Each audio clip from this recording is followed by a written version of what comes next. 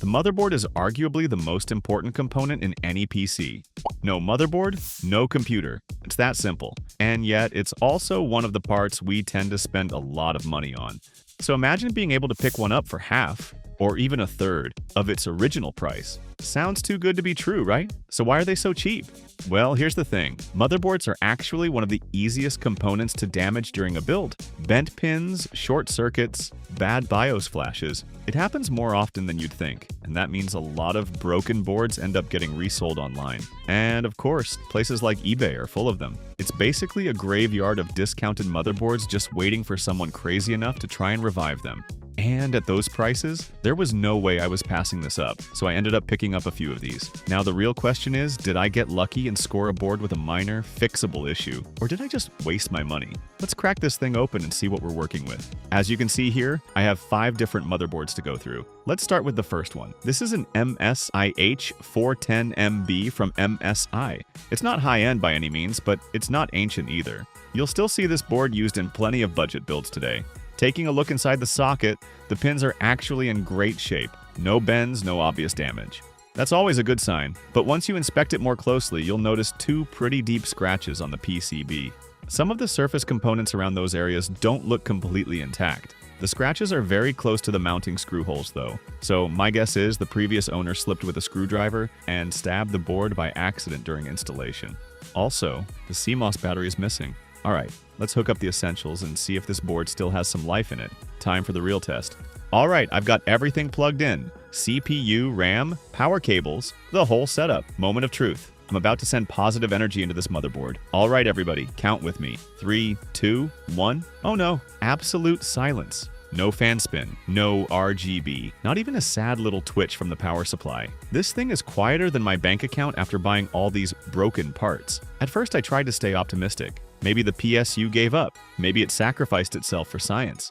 So I pulled it out, tested it separately, and of course it works perfectly fine. Fantastic, which means the only thing left to blame is the motherboard, my guess. Those deep scratches probably damaged part of the power delivery circuitry. If the VRM or a power trace got cut, that would explain why it won't even attempt to boot. So yeah, this one might officially be beyond saving, but hey, we're only getting started. Saying goodbye to our first unlucky board. Let's move on to victim number 2. This is a Gigabyte H310M from Gigabyte. On the used market, these usually go for around $70, but I got this one for way less. So if it actually works, this could turn out to be a pretty solid deal. Now here's the problem. As you can see, there's thermal paste all over this board, and even worse, some of it made its way into the most sensitive place possible, inside the CPU socket. I'll be honest, cleaning this isn't exactly easy. In theory, thermal paste isn't electrically conductive and doesn't have capacitance, but it can absolutely interfere with proper contact between the socket pins and the CPU, and that's a big issue. So I carefully sprayed isopropyl alcohol to break it down and flush it out. Since alcohol evaporates quickly, it should dry off without leaving residue. Once everything is completely dry, we'll power it on and see if this board still has a chance. 3, 2, 1, and wait, hold on. The CPU fan is spinning.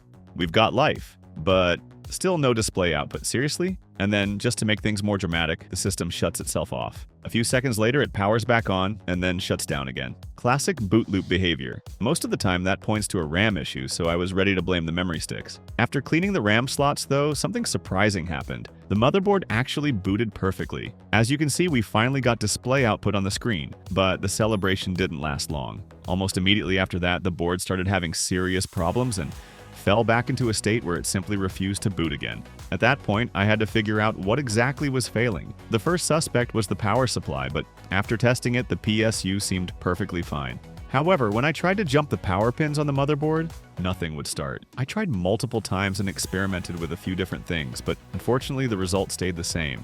The system just wouldn't come back to life.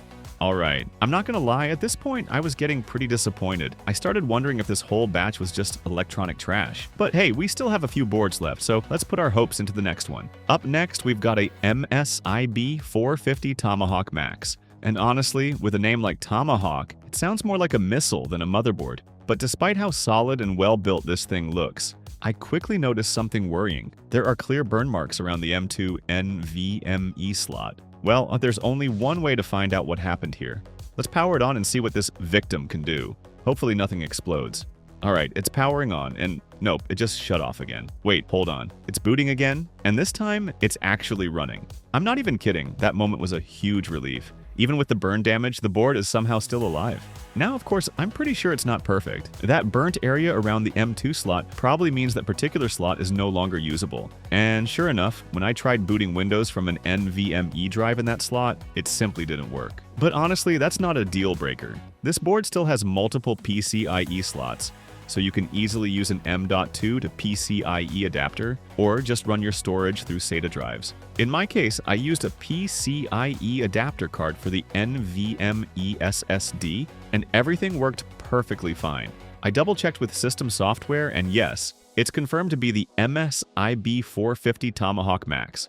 After running it for quite a while, the board seems completely stable. The only thing that doesn't work is that damaged M.2 slot. And considering these still sell for around $75 on eBay, this one alone already means I'm not completely losing money on this experiment. Moving on to motherboard number 4. This one is the MSIB 360M Bazooka. Right now, these sell for around $110 on the used market. Visually, it actually looks pretty clean. I was really hoping this one hadn't already been messed with or repaired by someone else. But then I checked the socket. Yeah, the pins were bent, not slightly bent. Properly bent. At that point, I stopped asking questions and just grabbed my tools. The fix is simple in theory. Apply very light pressure and gently nudge the pins back in line with the surrounding ones. Slow, steady, and very careful. After about 10 minutes of delicate surgery, I managed to straighten them out. Not perfect, but definitely way better than before. Alright, CPU back in. Let's test it. The board powers on, but still no boot. And then I noticed the debug LED. It's stuck on the CPU error code, so clearly the socket issue wasn't fully resolved. At this point, I was honestly getting frustrated. Replacing an entire socket is extremely difficult and requires serious equipment and experience. That's not something you casually do at home. So I gave it one more try, carefully adjusted the pins again, cleaned the socket, took my time. CPU back in, power on. Oh my god. The CPU error light is gone. That means the board is finally detecting the processor. But of course, we're not done yet. Now it's throwing a RAM error. Alright, fine. I pulled the RAM stick out and moved it to another slot. Power on again. And this time, it boots perfectly. Windows loads. Everything looks stable. I double-checked with system software and yep, confirmed. It's the B360M Bazooka. I'm not gonna lie, this might be the biggest comeback of the entire batch. Sometimes persistence really pays off. Alright, time for the final motherboard. This one is an Asus A320M, and honestly, visually it looks almost perfect. No obvious damage, no scratches, nothing to complain about. So I went ahead and installed the CPU to test it right away. And surprisingly, it powered on immediately, but wait, there's a problem. The system throws a USB device error, and after about 15 seconds, the motherboard automatically shuts itself down. I tried unplugging every USB device and even resetting the BIOS, but nothing worked. It still refused to boot properly. At that point, I had to call in a repair specialist. It turns out this is actually a built-in protection mechanism. When the motherboard detects abnormal current or short circuit on the USB ports, it shuts the system down to prevent further damage. Thankfully, the repair didn't take long. Now let's test it again. Oh yeah, the board boots perfectly, and the repair cost? Just $15. So what do you think, cheap or expensive? Let me know down in the comments. Alright, so in the end I managed to bring 3 out of the 5 victims back to life. Considering I only spent $165 on all of them, there's actually a good chance I'll make a profit, assuming they keep running stable. Now, realistically, boards like these do have a higher chance of developing issues again in the future. That's just the risk with used or repaired hardware. So my plan is simple. I'll sell them at around the market price, but I'll make sure to clearly describe their condition so buyers know exactly what they're getting. That way it's fair for everyone. And these boards get a second life instead of ending up as e-waste.